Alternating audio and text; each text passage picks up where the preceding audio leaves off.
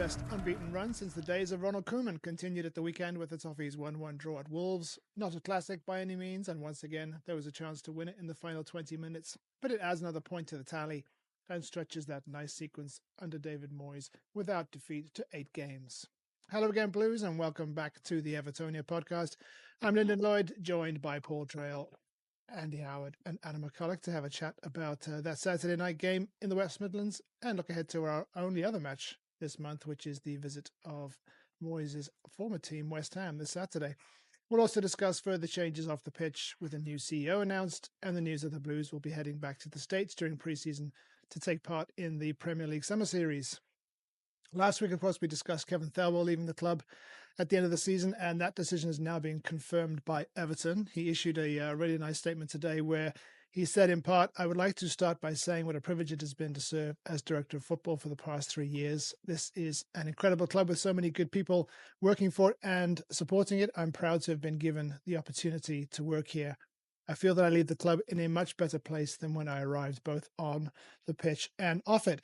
Now, Paul, you weren't able to be on the last pod, but what are your thoughts on his performance as director of football and the fact that he won't, as we surmised last week, be directly replaced? Instead, the club will look to implement a flatter recruitment structure, presumably with Moyes very much at the centre of things.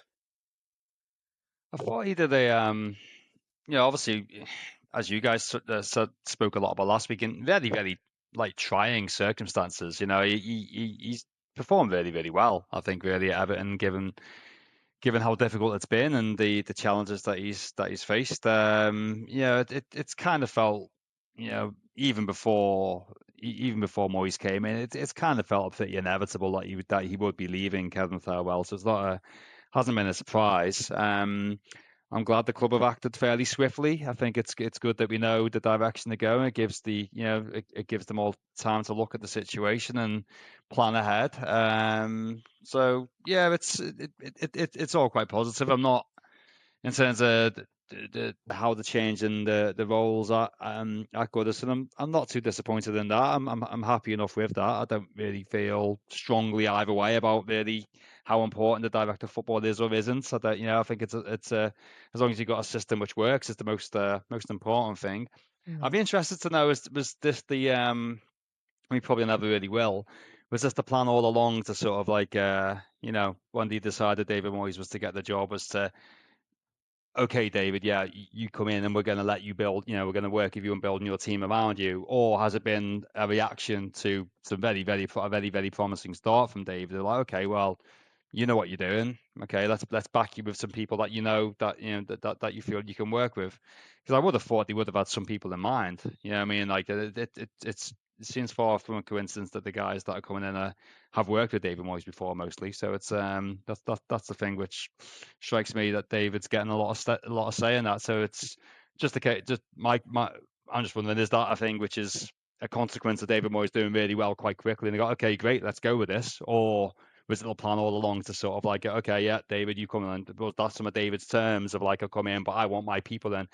We'll never probably know, will we? That's probably the question I've got. But yeah, it's good. I think it's been a promising start for David Moyes, second time around, and I'm quite excited to see him be able to work with people that he knows he can work with. I mean, I think I was what was really great about David Moyes the first time around really was his recruitment, really, and he was kind of running it all. And some of the gems that we all know, some of the gems that he signed now.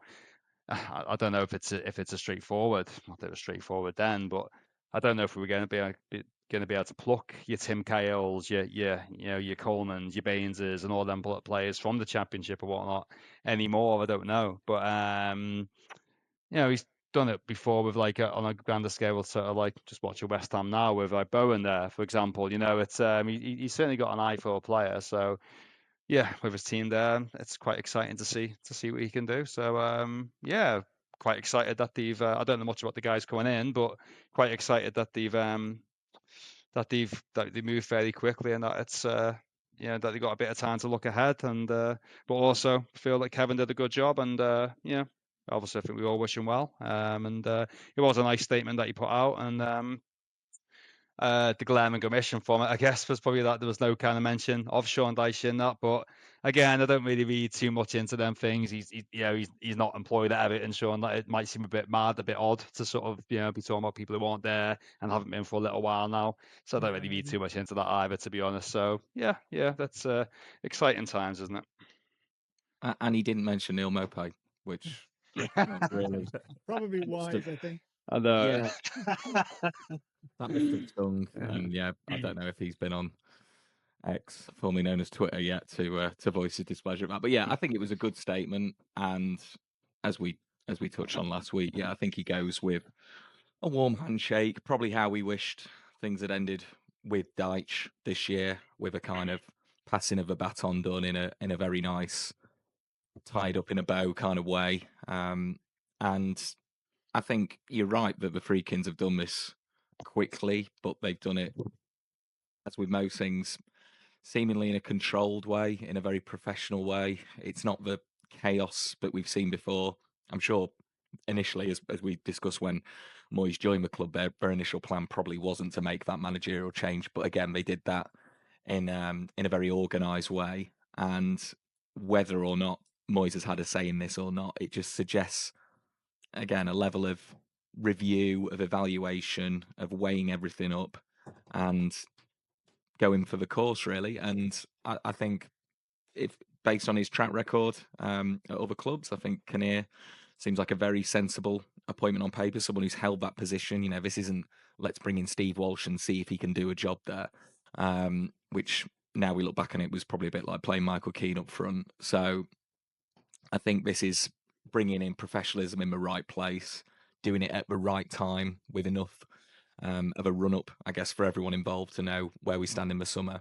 And as you mentioned, Paul, the fact that Moyes does tend to like to be hands-on in recruitment, even if he's been part of that structure before, it makes sense to have fresh eyes and someone he's worked on in that role.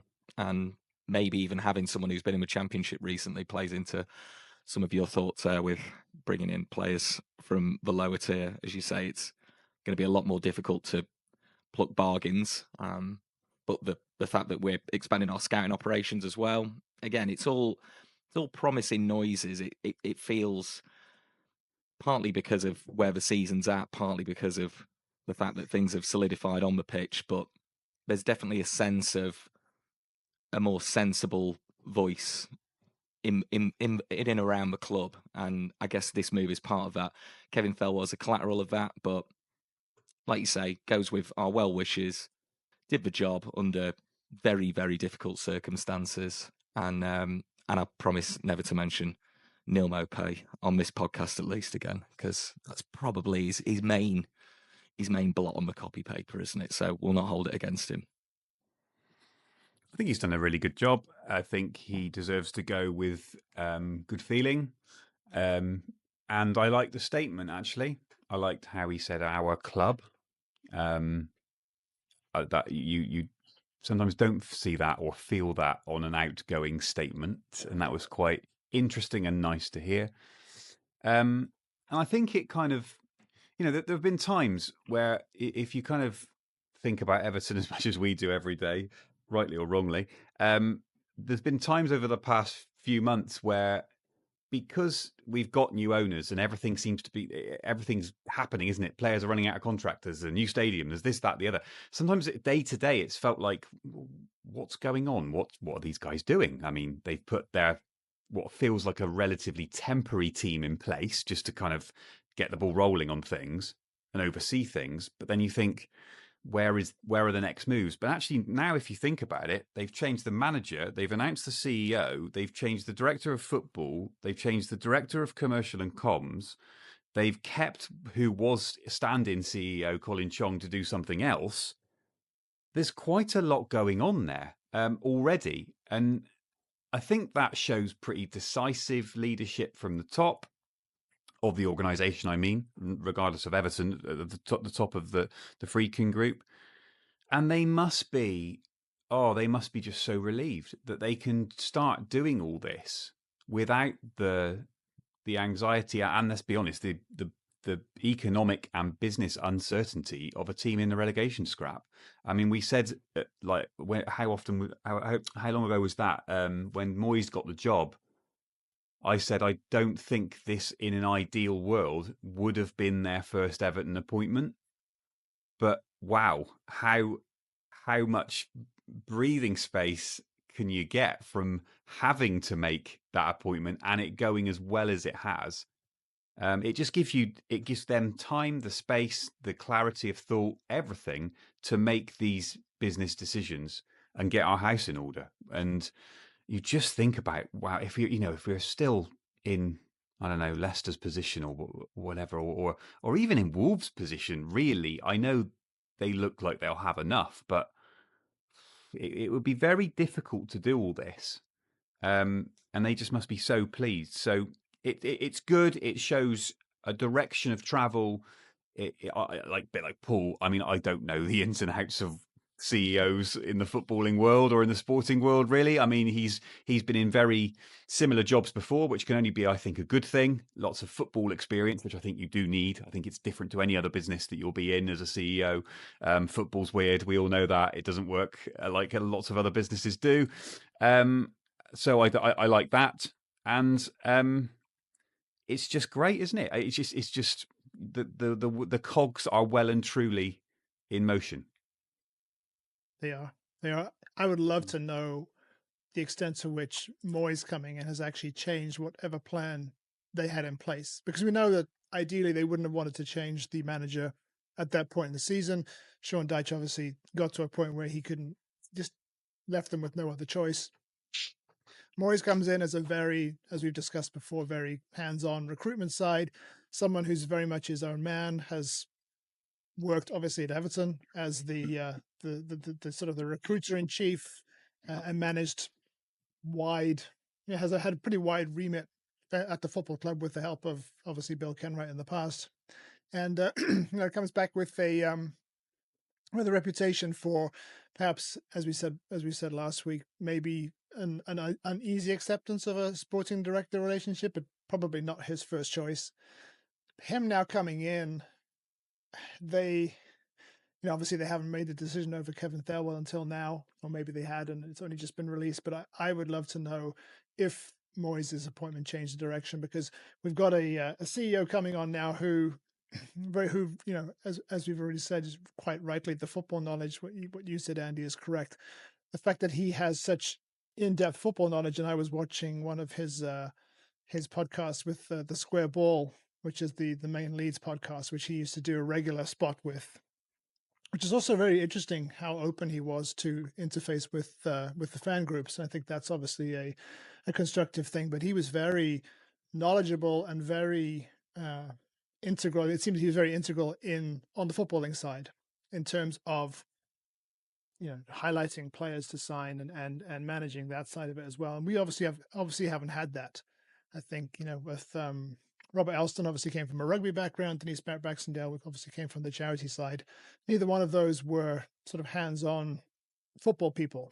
So I think what you've got here is the removal of the director of football role might not necessarily have too big an impact if you've got people who know their football running the show. So I think it's going to be very, very interesting. But yes, I would love to know to the extent to which Moyes' appointment changed the whole landscape of what they were thinking. Because who knows, maybe they were thinking of getting a sort of traditional sporting director type in with maybe a younger manager who could work under him, and then the whole thing changed. So, but so far so good. Mr. Kinnear is welcome to take part in the Evertonia Christmas quiz if he wants to. Yes. I'll have to do some studying. Yeah, just to put that out there right now. But if they, do you think it's a good thing that they've, let's assume that they've adapted to their plans to suit what's happened under David Moyes? Do you think it's a good thing that they've shown that flexibility? I do myself. If they feel like and I think Andy spoke a lot then about decisiveness from the top, and that goes some. And again, we don't know this obviously, but yeah, a lot of the things that they've put in place and got sorted very, very quickly.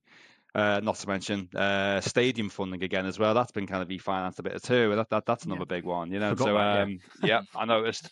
But yeah, so is that another example of what they've done? They've gone, okay, yeah, I mean, yeah, okay, maybe they were working on someone for, oh well, let's back David here. Onto a good thing here. Let he's a football man. He knows it. He's got his contacts. He knows his players. He's showing that. Look what he's got out of these. Let's work with him and do this. And obviously, David must have made a really good impression because whatever the situation, whether this was something that was already agreed or whether it's something that's new, I think it's the latter. I think they've kind of adapted. It would have seemed quite strange to me in the first instance for David to be able to call the shots like that when arriving at the club, but who knows? Yeah, I Might think have it's been a precondition of him coming on. it could have Like been. said, look, I know you want me, and I'm not really keen on getting into a relegation scrap. But if this works out, then I want my head. I won't be able to run things how I see it. And they might have thought, well, we're kind of doing the same thing at Roma with Ranieri, and this, as we've kind of been speculating that maybe Moyes moves upstairs eventually. So it could all be the same kind of plan, Very possible. Yeah, I Yeah. mean, I guess we'll never know. But in any event, it's good that they're showing that good leadership either way. And yeah, so it's I think it's something we can all get behind. It's hard to be too critical, in my opinion, of the appointments. And yeah, let's all get behind it.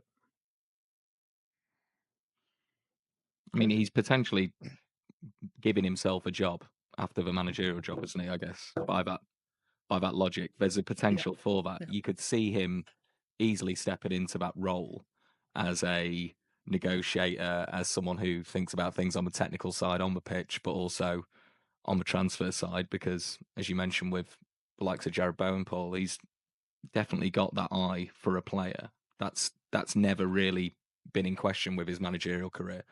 The main question mark was silverware, and he's demonstrated, albeit to a lesser extent, but in European competition he can achieve that with West Ham. So if we have a couple of years of David Moyes doing what he's done so far and then some, and then that graduates into more of a kind of upper managerial role to bed in someone to a young up and coming coach. I mean, he spoke about Leighton Baines in very glowing terms recently.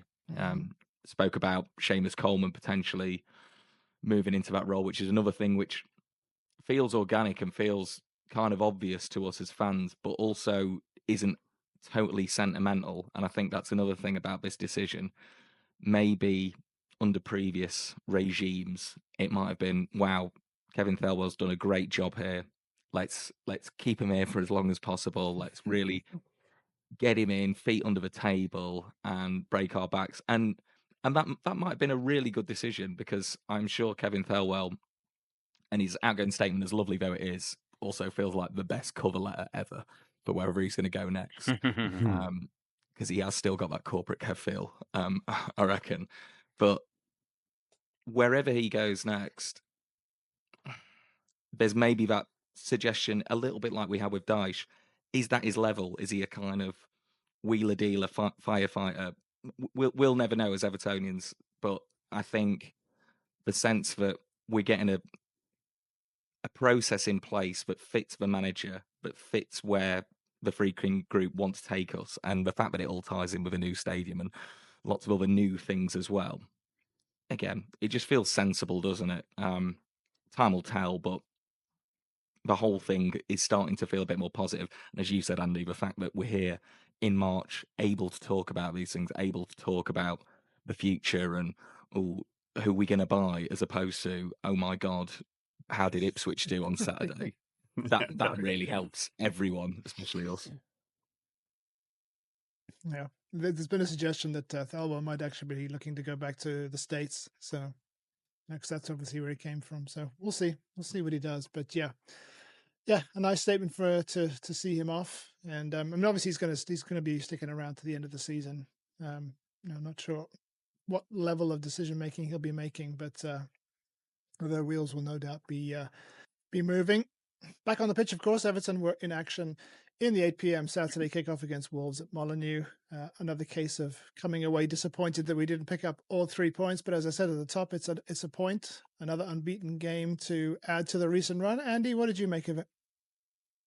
I remember saying last week that isn't it amazing that for the TV audience to have a prime time Saturday night Everton match, and I kind of built myself up to it all day, thinking, "Oh, we're on at 8 o'clock. Oh, this is going to be good."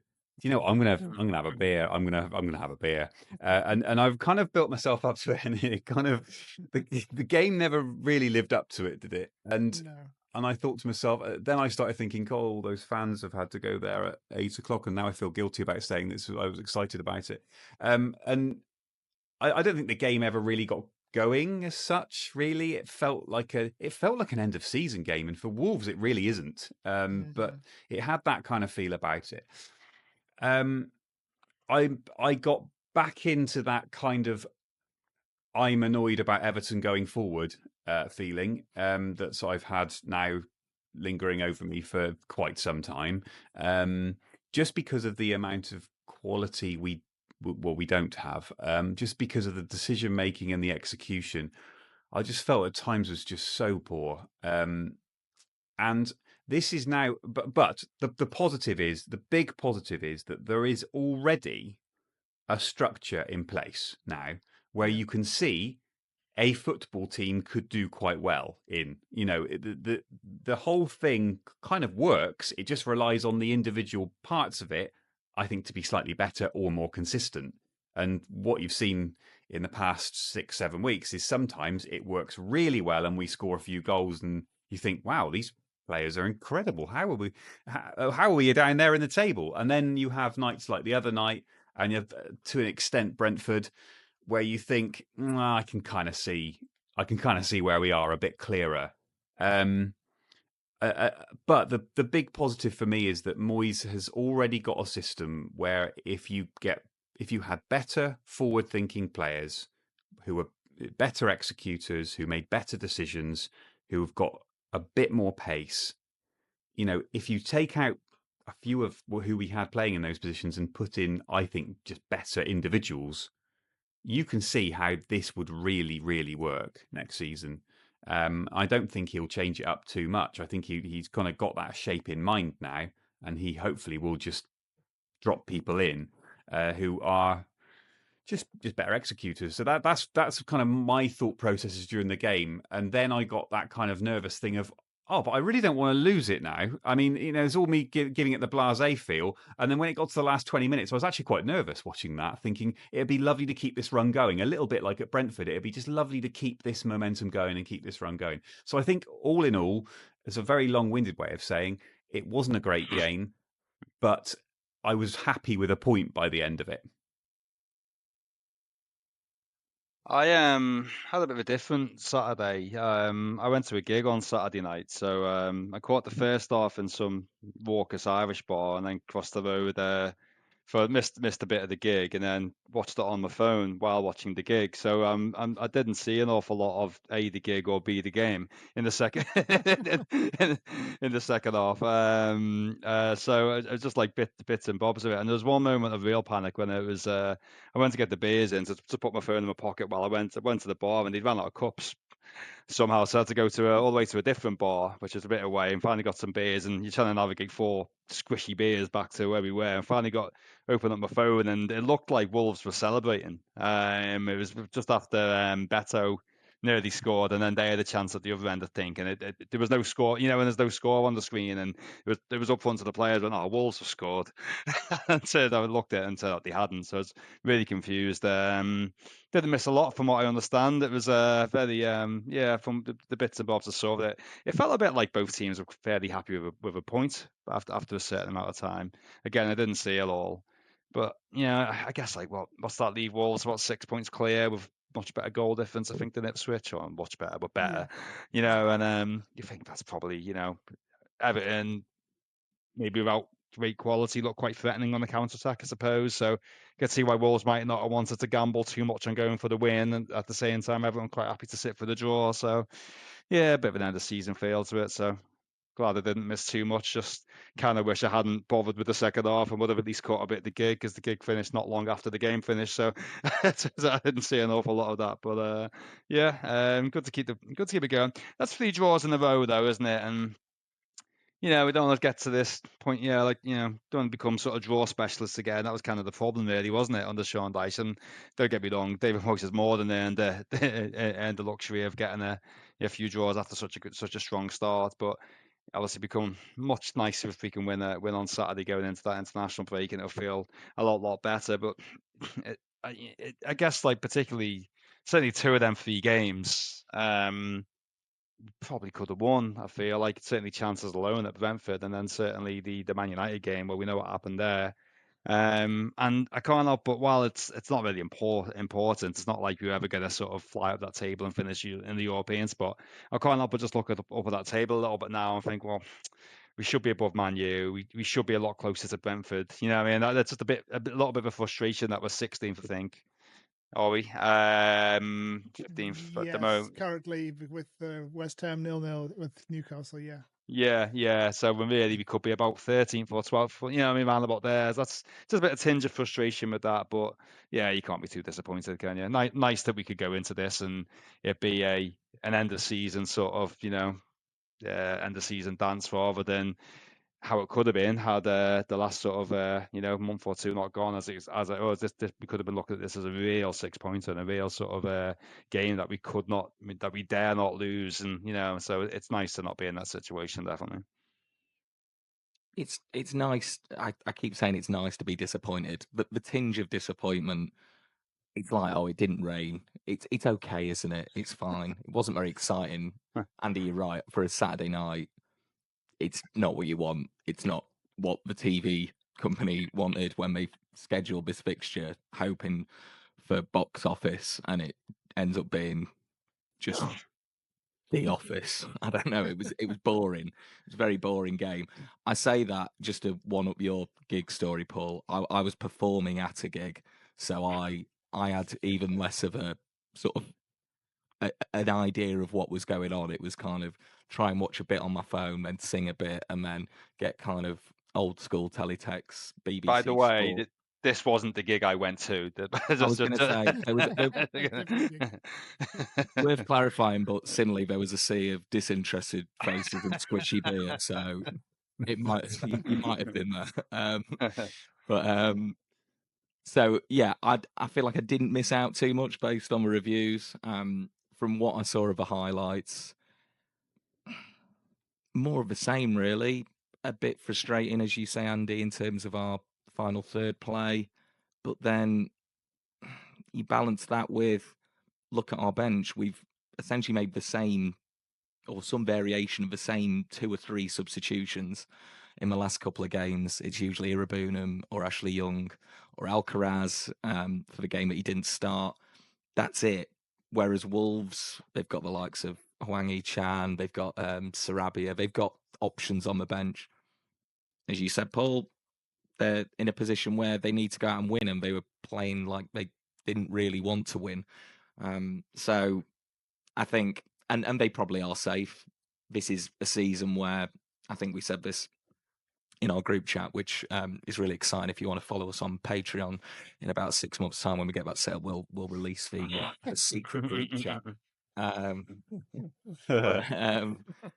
But for now, trust me, it's good. And we said that this is a season where we probably could have stayed up under Dyche based on where we're going, because look at that bottom 3. It's a sorry sight, and the goal difference really tells a story. So Wolves playing it safe and being just about good enough, probably not the worst decision on their part.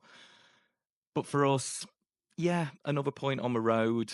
It keeps that run going. I think the nice things I saw, the counter-attack that led to Beto's chance was really good, and that would have been the ultimate smash and grab. A nice save from Pickford, and then to move it back quickly up to the other end of the pitch. Alcaraz looked bright and promising, so he plays a key role there.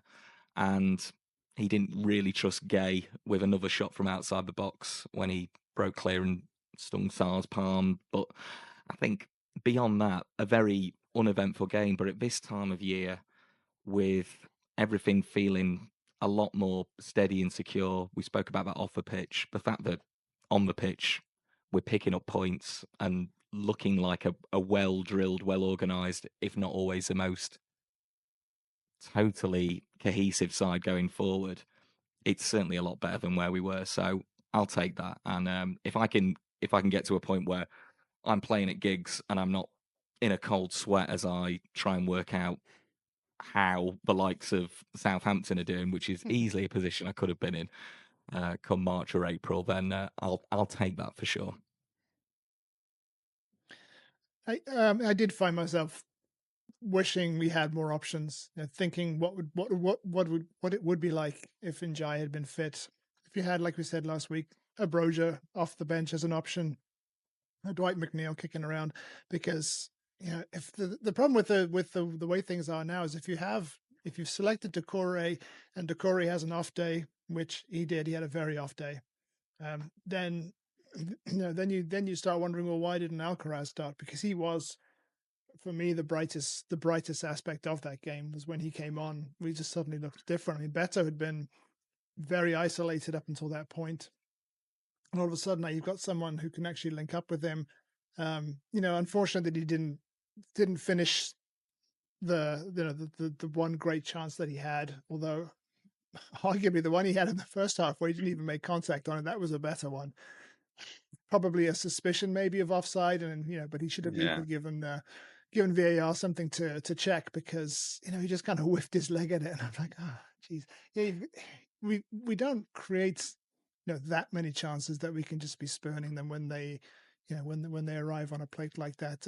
But to be fair to him, for the second chance that Alcaraz creates, the goalkeeper makes a good save. The angle's much more difficult. I think he has to really kind of wrap his foot around it and curl it around the keeper to score from there. But yeah, so it doesn't kind of banish those question marks that are kind of sort of starting to creep back in about whether Beto is going to be an answer on a regular basis next season. We'll have to see how the rest of the season pans out. But I mean, for me, I don't want complacency and a kind of blasé attitude to creep in over the remainder of the season, because the results don't mean anything, but we play 38 games for a reason. It's an entertainment business. People pay their hard-earned money to watch the team, and I'd like us to go out and try and win every game. And so I don't feel too bad about being annoyed that we didn't. But again, as we've said, keeping it all in perspective, the fact that we are in a position to be annoyed that we didn't win is the big luxury. And credit to Moyes and the team for what they've done over the past couple of months. I think if there was a fear that the break in the Middle East might disrupt our momentum a little bit, I think that was probably evident. And so Saturday is going to be interesting to see what kind of response Moyes can get out of them, because it'll be at home. The crowd's going to be up for it. The 1878s, I'm sure, are going to be doing their thing again. It's the fifth, the 5 more games left. Yeah, it's the fifth to last game at Goodison, and everyone now should be an occasion and will be. So I'm hoping for better against West Ham on Saturday. Yeah, into the final. Sorry, Andy, you're going to say something? No, I was just going to say that there's food for thought for Moyes, not only going forward, but defensively. The last 2 goals we've conceded, so the one at Brentford and the one at Wolves, have been poor goals. Both were poor, yeah.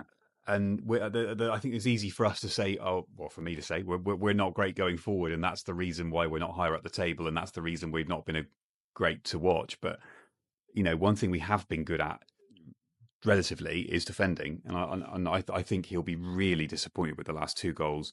You could argue United didn't really end that well defensively, so you look at the last 3 draws, and I wonder whether that might be in his mind as well. I'm sure it will be. I'm sure every part of the team will be in his mind. But it's not been wonderful defensively either. So plenty to. But it's great that he's got the time to do it. But it's I'm sure both ends of the pitch will certainly be in David. And knowing David Moyes like we do, is defensively he yes. really does love defending. So yeah, I'm sure that'll be on his mind as well. Sorry, Paul. No, sorry. Yeah, I remember. I think it was in Leon Osborne's book. He was saying like David Moyes, he just hated giving anything away for free. You know, like and we've given away. Yeah, he'd be frustrated with a lot of the goals. Even the second Man United one was a good hit, but a bit scrappy before it gets to there. You know, and yeah, so um, that said, I mean, individual mistakes, it's not always a lot you can do about it other than sort of pick up on them and practice them so they don't happen again. I mean, Blanthwaite gets himself in a pretty horrendous like tangle there, doesn't he? He's like his body shape's all wrong, and he's a young player, and that's how you learn is by making mistakes, and that's that really just I think if he's just got his body shape right there, it's so funny how goals can change things. If we just see out that little wave, then it could have been and ended up being that was a cracking of a 1-0 masterclass backs to the wall away. You know what I mean? So it can change very quickly, can't it? But yeah, I'm sure they'll be working on them things. But going into Saturday, yeah, it's down to the final five now at Goodison Park, and that's it's.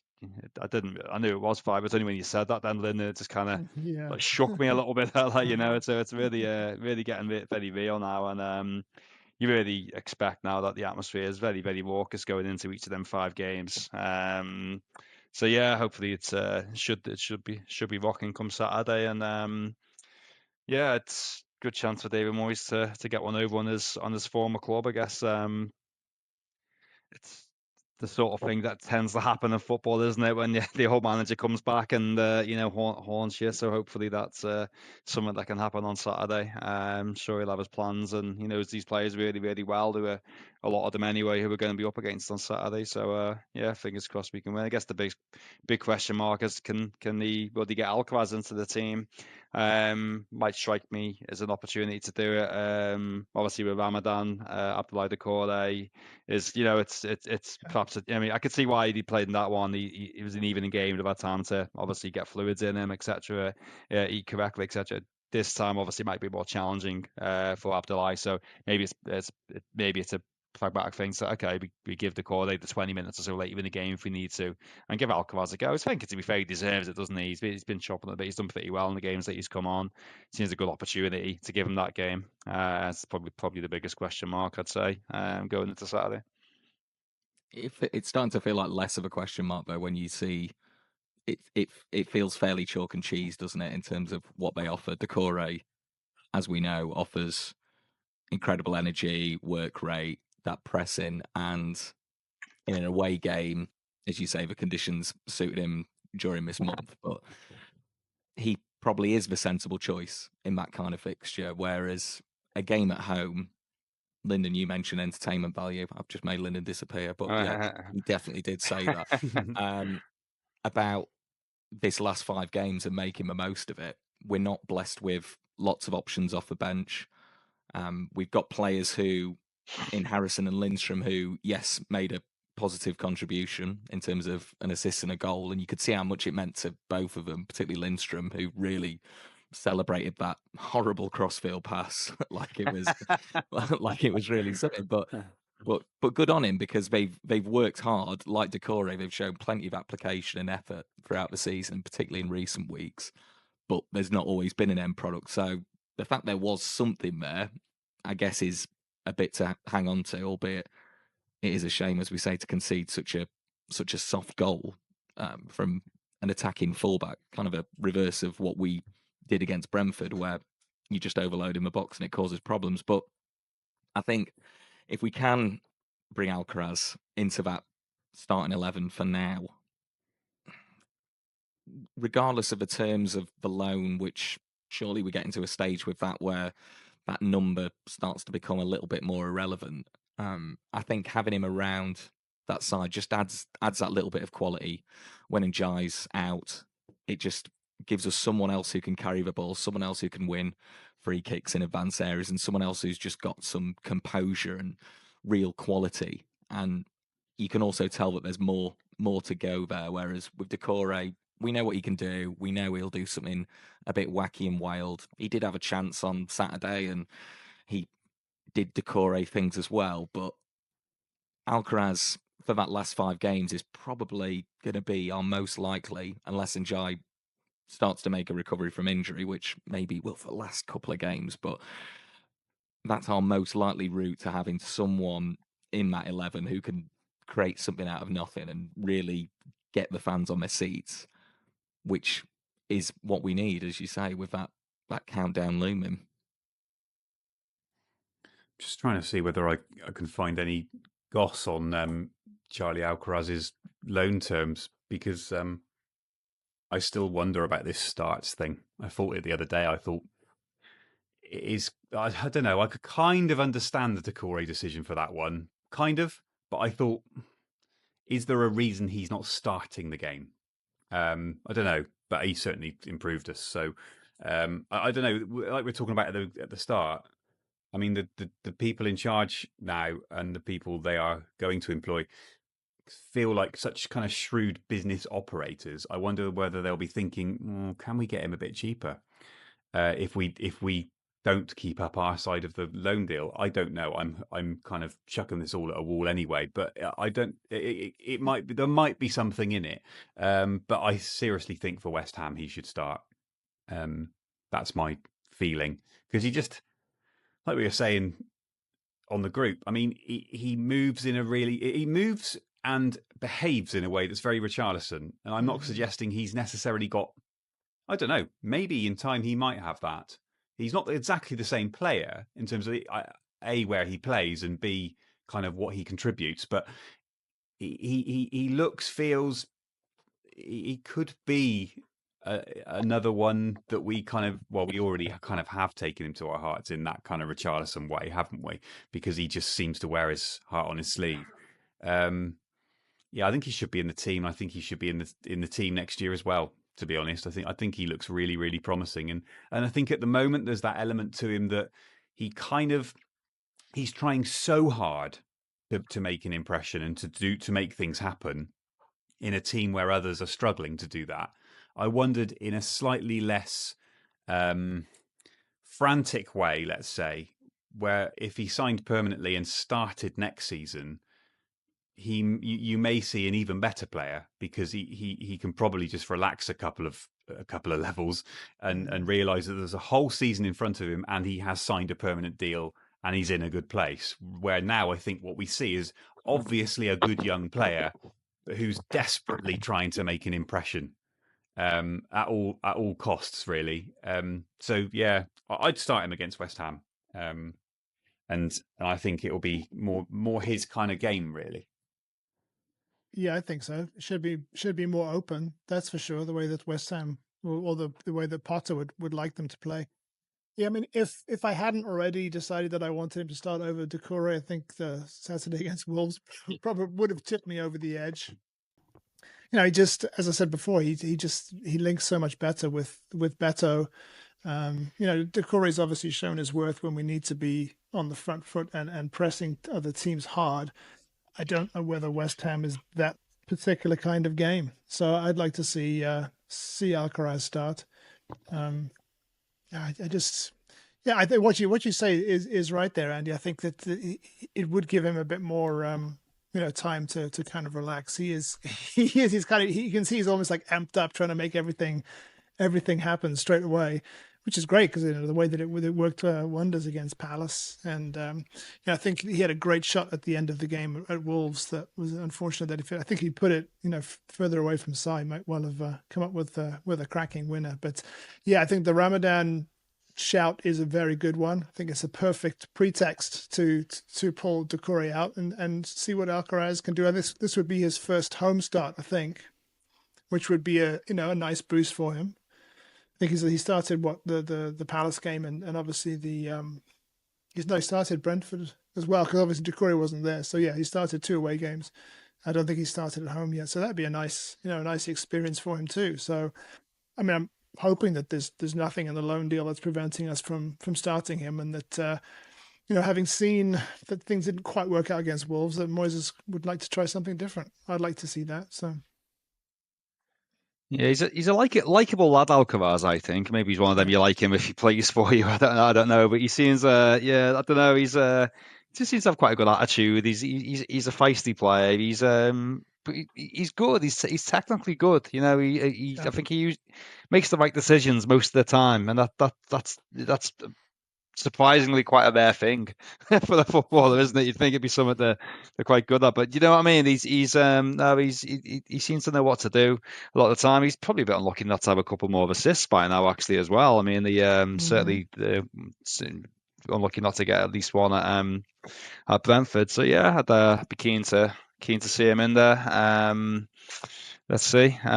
Just again, not too much doubt about too many other spots in the team. I don't think. The rest of it picks itself. I can't see what other changes he can make, really. No, I guess again, if you're thinking of Ramadan, I guess you'd say Idrissa Gueye as well. But that lad just seems so incredibly fit. I think you're probably getting an hour out of him. You know what I mean? And then you got Tim Edabunam to come on. So yeah, you can't really see much of a change. So should be a good game. Should be quite an open match, I imagine. Quite looking forward to it. Definitely. I think we said as well about the defensive side. There's not really, beyond what Moyes is doing on the training ground, again, there's not really a lot he can do to change that back 4 or 5, is there really? I think Patterson got a mention again in the press conference, and he's one to keep an eye on, I'd say, in this last run of games, because if he can get fit and offer an option there, that does start to give us a question over certain players. Would the likes of Jake O'Brien, for example, start to move inside at some point next season? There are options around, but we've either seen them so many times we kind of already know what to expect. We know Ashley Young can come on and shore us up, and that's probably about it. And we know that Michael Keane's, going to be leaving soon. Going to be issuing a farewell statement probably quite soon. So Patterson and I guess Chimiti, once he's back to full fitness, they're the ones who, out of the ones who are currently on the fringes, they're the ones I'd like to see start to get involved. But that would obviously only be off the bench in terms of a starting 11. So I think it's fairly clear what we'd like Moyes to do, whether or not he does stick with Doucouré over Alcaraz. That I think that would lend a lot more credence to the the conspiracy theories that we are trying to escape from an Alcaraz deal. Just needed a way to segue into that. Spent most of the afternoon thinking about it. That's the one thing I was disappointed about as well. I say the one thing. That was another thing I was disappointed about. No.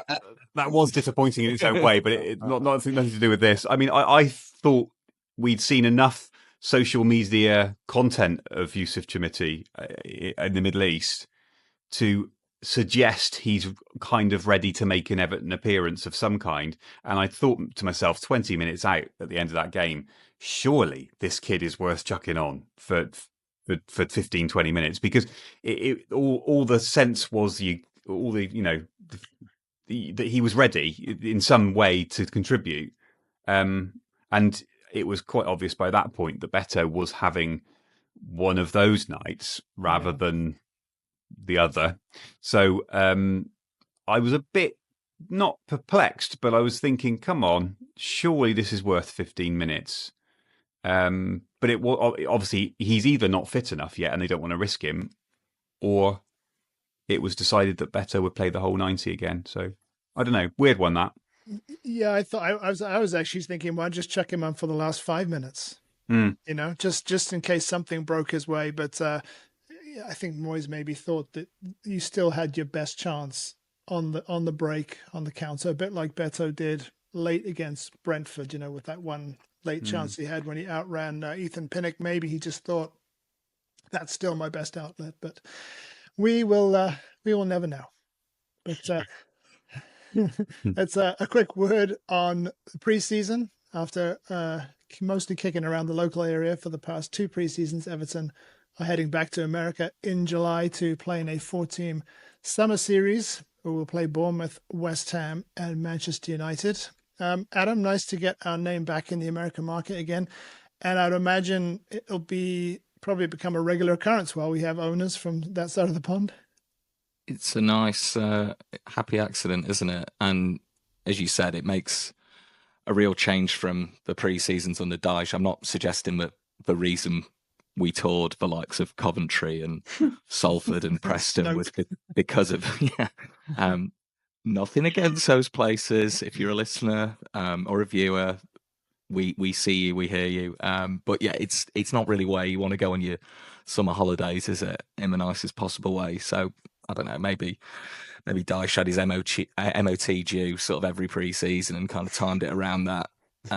But it's exciting, yeah, definitely to go over there. And I know from myself, anytime I visit the States and it's coincided with a game, I know I think our second game is in Chicago, and I remember going out to the Chicago Evertonians pub, AJ Hudson's, having a great time there. And there's a real undercurrent that you see in cities across the States, but the fact that with the new owners and with that renewed sense of commercial engagement starting to kick in again, which is a very serious way of saying it hopefully means more money and more fans and more engagement. But I think the good thing that we tend to do, or that I tend to see at least on social media when these events happen, is that real fan engagement. It isn't just we've signed a new air fryer partnership when we're over in Baltimore.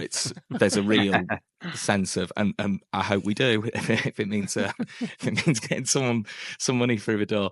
But there's a lot. There seems a real more like a more tangible element to it. The ex-players going over, meeting with those pre-existing fan groups.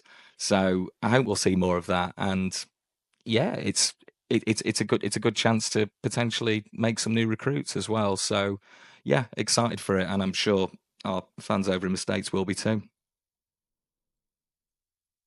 I might have to miss it thanks to another gig. I've got to take my son to see Imagine Dragons at the Tottenham Stadium the same day that we're playing bloody Bournemouth in in New Jersey. Never been disappointed to miss a Bournemouth game. Good choice, that one. And yeah, because my brother lives in New York, so that came up. My eyebrows had raised, and then quickly squashed by my wife to tell me that I was be needed in London that weekend. So disappointed, really. No, it'd be great to it'd be great. It's great to go. It's always quite exciting going to the going personally, but like when we're playing out in the States for the for pre-season, and especially with some like proper games. I think the last one under Lampard felt a bit like I forget who we were playing against, but it just felt like a little bit of a weird tour, didn't it? Minnesota, wasn't it? Well, there you go. We lost 4-0, didn't we? Yeah. Not so Minnesota nice, yeah. Yeah, and who can forget the flop of the cup on the last throes of COVID, our last piece of silverware, right? on the Rafa Benitez, and you go to that, did you? I got to see James Rodriguez play for Everton in the flesh. Oh, wow. I never knew that. Wow. It was not inspiring, but I did get to see him in the flesh. Oh, cool. Yeah. Wow. Yeah. It's worth a tattoo. My first. I saw James. Oh, fantastic. Are you heading out to any, Lyndon?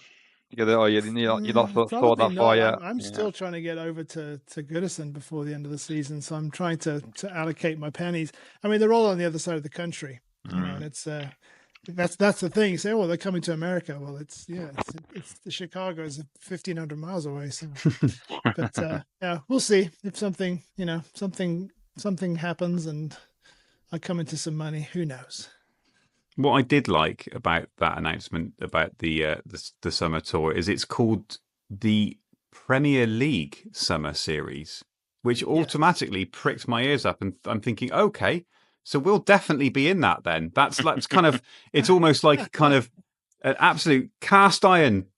We are there. I mean, any doubt that we're going to be caught by Ipswich and Wolves is gone from my mind completely, because we are now in the Premier League Summer Series. You can't be in the Summer Series unless you're in the Winter Series. So we're fine. It's done.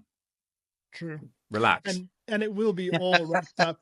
It will all be wrapped up in the ongoing Premier League coverage it's going to be covered by NBC, and it's going to have all that kind of behind it. And the big thing from our perspective in terms of visibility is the game against United. I mean, they'll sell out wherever they go. Now, with the games that we've played in the States, we've unfortunately not been able to sell out the grounds, but wherever United play, it sells out. So from an attendance standpoint, that would be good for us anyway. And the 4 players they used to publicise it were Jordan Pickford. Okay, that's fine. Iliman Ndiaye. Okay. Mm-hmm. James Tarkowski. Yeah. Mm-hmm. And Dwight McNeil, I thought was an interesting 4th player there that they've got on the Everton graphic on the website. I was thinking, I don't know who else they know is going to be there, I suppose. But there's a lot of those out of contract, isn't there? So I was just trying to think of anybody guaranteed. I don't know. No, I mean, was Iliman Ndiaye on there? He's on there. Yeah, he's on there. Yeah. You said that. He was actually on the graphic that they used for the announcement on NBC during halftime of yesterday's game. I think it was the United Arsenal game was when they made the announcement, and Ndiaye was our player representative. I would like Branthwaite on there because it means he's staying. But this is like when I'd get the Everton calendar at Christmas and you'd be like, oh no, Fellaini's not in it. He's going. It's always the same. So yeah, I'm with you. But I mean, McNeil when fit, he's an exciting player. I know he's a little bit Salford pre-season, but he's also got a bit of transatlantic charm. Good for him, I say. Big Jake. Upset the balance of the height. He's just I don't know. Yeah. Too big for Campbell. Appeal to the Irish because everyone in America thinks that they're Irish to some degree. Oh yeah. Anyway, let's finish off with a weekly question. And who should be in the? This one was from you, Paul, I think, and it was Adam. It was Adams. This was Adams. Sorry, it was me off the cuff, and I regretted it immediately. This was inspired by Jack Harrison's. Was that his first goal of the season? I think it was. First goal in a year. Yeah. His double deflected goal against Wolves. What are some of your most memorable, or what is your favorite jammy Everton goal?